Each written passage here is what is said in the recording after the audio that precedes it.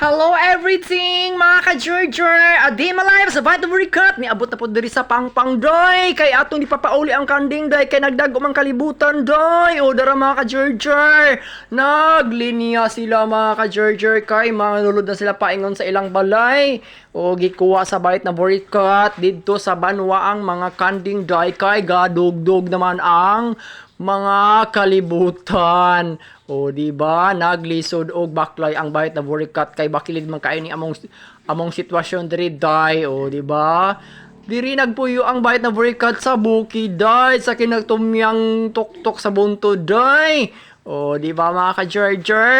Balahag pobre basta buhi. Unya wala tay taong giapakan o ginawdaog sa kalibutan.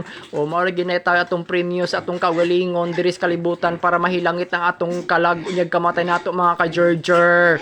O diba mga ka-Georger? Bosog kaing kanding mga ka-Georger.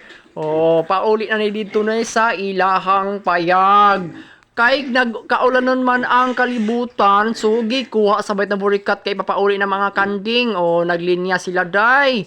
O di ba mao ni trabaho sa sa bayot na burikat diri sa bukid kay nahuman naman sa tangkal diri na sad sa kanding. O di ba mga ka-Georger? Kay kung managhan ni og mulambo ni tanan atong binuhi aw makabenepisyo jud ang bayot na burikat. O naabot na silang tangkal day ato nang pasulod kay naa na pud tay lahing activity buhaton uman ani inyig pasilong ani na pud nga atong activity nga buhaton nga lain. O di ba?